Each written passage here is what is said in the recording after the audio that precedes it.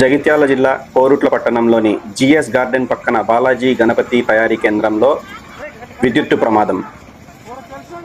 ఈ ప్రమాదంతో ఆ చుట్టుపక్కలంతా కూడా విషాద ఛాయలు అలుముకున్నాయి.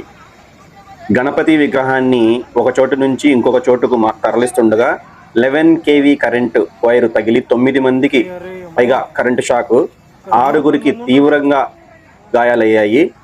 వీళ్ళందరినీ కూడా ప్రభుత్వ ఆసుపత్రికి తరలించారు. 2 చనిపోయినట్లుగా ధృవీకరించారు. కరెంటు షాక్ తగిలి బాలాజీ కళా ఆర్ట్స్ యజమాని అల్వాల వినోద్ జగిత్యాల ప్రభుత్వ ఆసుపత్రికి తరలిస్తుండగా మార్గమధ్యంలో మరణించడం జరిగింది.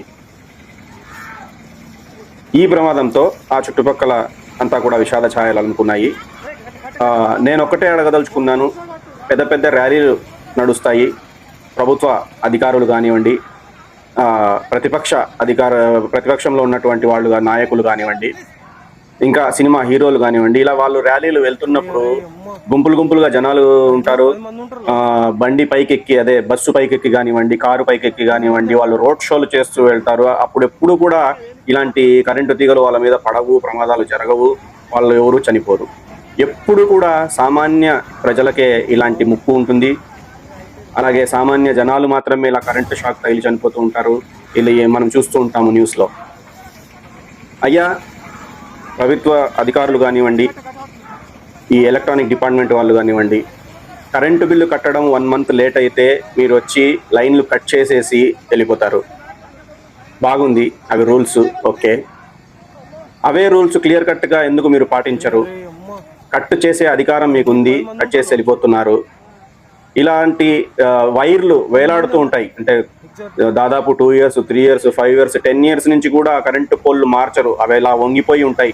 దానికి సపోర్ట్గా ఇంకోటి పెట్టిపోతారే కానీ మనుషులు, జనాలు ఇలా చనిపోతారే. ఇప్పుడు వచ్చే ప్రతి సంవత్సరము మనం వర్షాకాలం కానివ్వండి, చలికాలం కానివ్వండి చూస్తూనే ఉన్నాం. చిన్నపిల్లలు వెళ్తూ అలా కరెంటు పోల్ను తాకగానే షాక్ కొట్టడము, చనిపోవడము మనము నిత్యం చూస్తూనే ఉంటాం. అయినా కూడా జనాలు పన్నులు కడుతుంటే ఆ పన్నులు మీ జోబుల్లో వేసుకోవడానికి సరిపోతుందో ఏమో మరి తెలియదు, కానీ కరెక్ట్గా అలా ఖరాబ్ అయిపోయిన ఆ కరెంటు పోల్లను ఎందుకు మార్చరు?